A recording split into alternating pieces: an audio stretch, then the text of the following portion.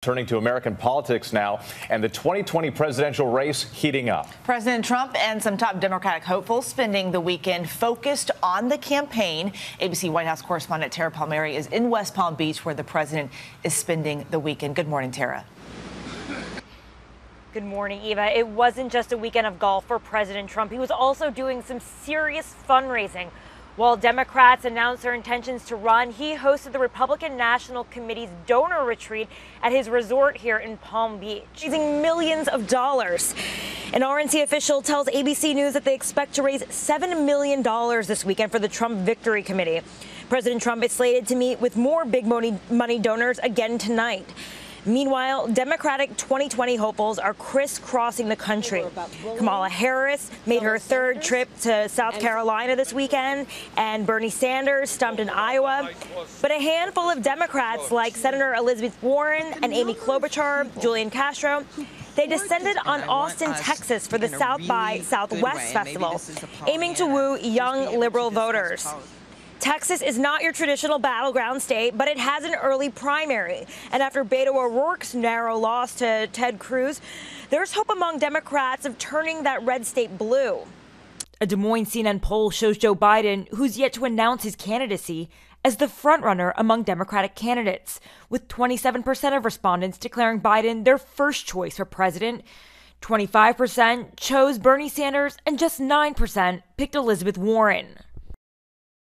Meanwhile, here in Palm Beach, President Trump told a crowd of supporters that he regretted attacking Elizabeth Warren early on with that derogatory Pocahontas nickname because he thinks she'd be an easy challenger. Dan? Not apologetic, more of a strategic comment. All right, Tara, thank you very much. Let's bring in ABC's Martha Raddatz, who's in Washington, where she'll be co-hosting This Week later this morning. Martha, good morning. These poll numbers, incredibly early. It's hard to tell what, if anything, they mean. But the numbers out of Iowa show that Joe Biden, the former vice president, is, as of right now, the front runner, I guess, at least it's still within the margin of error, however. But what do we know about how likely Biden is to jump into this thing?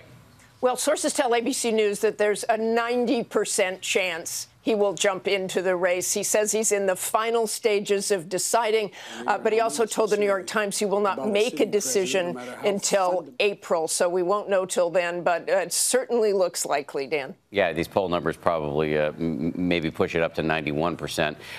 Let's talk foreign affairs for a second, your area of expertise. You have President Trump's national security advisor, John Bolton, on the show today, an exclusive one-on-one interview. On a morning when millions of North Koreans are heading to the polls to elect a new legislature, critics say this is a masquerade of democracy in a country where the leader, Kim Jong-un, has absolute power. So given that the last Trump-Kim summit fell apart, where do things stand now in this nuclear standoff between our two countries? Well, I think it's at a standstill, basically. You'll hear the administration talk about the negotiations could be ongoing. But right now, we're looking at images from North Korea that make it appear that they're going to revive their missile program and possibly launch a test missile or test rocket. That is not a good sign at all.